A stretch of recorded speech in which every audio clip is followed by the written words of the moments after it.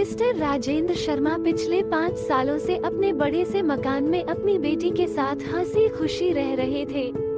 उनकी उम्र अब 60 को पार कर चुकी थी और बेटी प्रिया अब 28 की होने को थी। उम्र को ध्यान में रखते हुए बेटी ने उनका सारा कामकाज अपने कंधों पर ले लिया था। प्रिया अपने हर काम में बहुत अच्छी थी, जितने अच्छे से वो अपने पापा, घर और उनके कारोबार का ध्यान रखती थी कोई और शायद ही रख पाता। अगर राजेंद्र जी को कोई बेटा होता तो वह भी नहीं। इन बाप बेटी का रिश्ता बहुत ही प्यारा था। बिना बाबा के प्रिया को नहीं चलता और बिना प्रिया के उसके बाप का किसी काम में मन नहीं लगता। कभी कभी ऐसा लगता जैसे राजेंद्र जी प्रिया के बाप नहीं उसके बेटे हैं। प्रिया की हरकतें ही कुछ ऐसी थी। बाबा को सुबह जल्दी उठकर जबरदस्ती वॉकिंग के लिए भेजना हो या छोटे बच्चों को जैसे दवाइयाँ पिलाते हैं वैसे ही पापा की दवाइयाँ उन्हें खिलानी हो। प्रिया का बर्ताव अपने बाबा के साथ बिल्कुल वैसे ही था जैसे किसी माँ का अपने बच्चे के साथ होता है। प्रिया के बाबा भी कुछ कम नहीं थे। जब जब प्रिया उन्हें दवाई खाने के लिए देती तो आधी दवाई खाते और आधी छुपा लेते, लेकिन प्रिया के नजरों से बच नहीं पाते। फिर वो उनके सामने खड़ी होकर सारी दवाई उन्हें जबरदस्ती खिलाती। रात को प्रिया के सोने के बाद चुपके से किचन में जाकर फ्रिज से मिठाई चुराकर खाना। बाबा की ऐसी शरारतें भी प्रिया पकड़ लेती थी।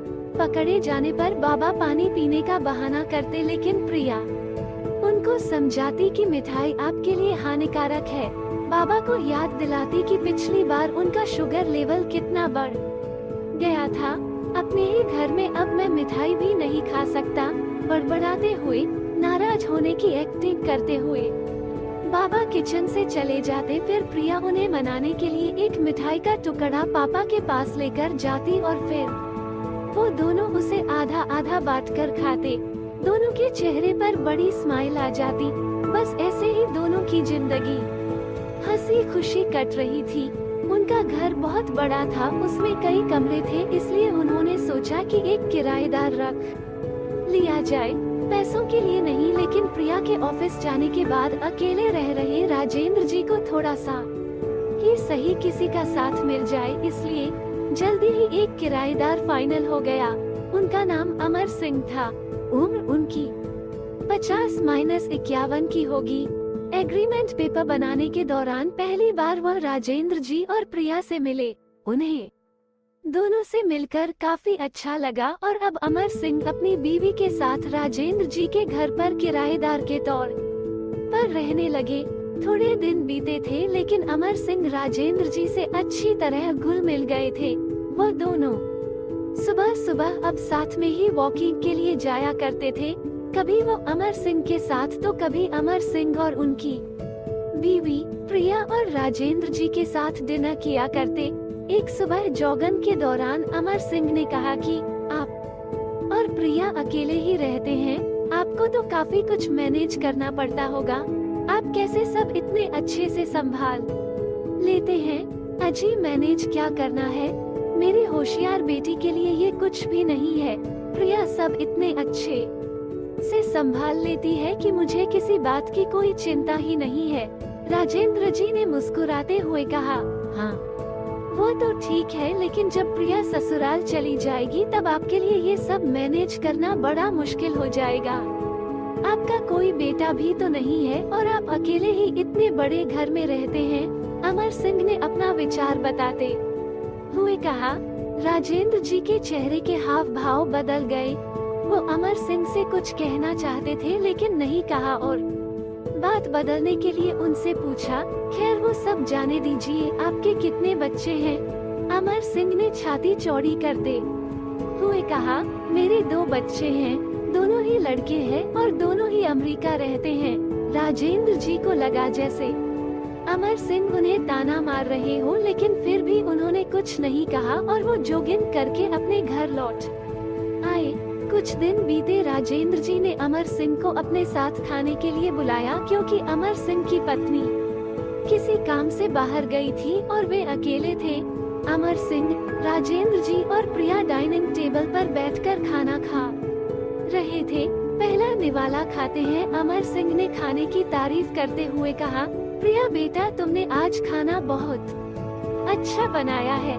राजेंद्र जी ने गर्व महसूस करते हुए कहा, हाँ, मेरी बेटी बहुत अच्छा खाना बनाती है।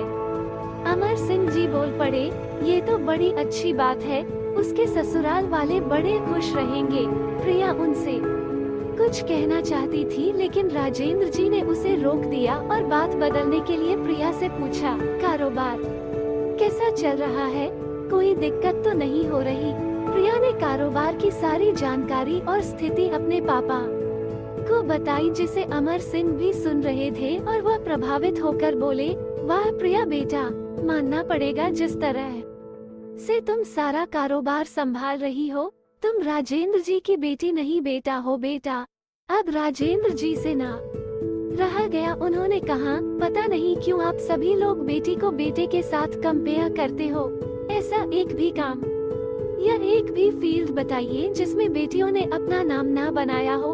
अरे आसमान में प्लेन उड़ाने से लेकर देश के सर्वोच्च पद पर बैठकर देश चलाने तक बेटियों ने हमेशा अपने आप को साबित किया है, लेकिन आप जैसे लोग अभी भी उनकी तुलना बेटों से ही करते रहोगे।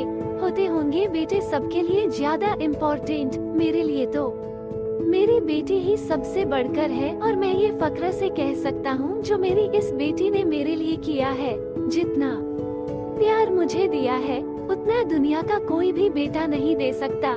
चलिए मैं आपसे ही पूछता हूँ, आपके 2 बेटे है ना? बताइए वो साल में आपसे कितनी बार मिलने आते हैं? अमर सिंह जी, दुनिया बदल चुकी है, अब आप भी बदल जाइए। बेटी को बेटी ही रहने दीजिए, उसे बेटा बनाने की कोशिश मत कीजिए।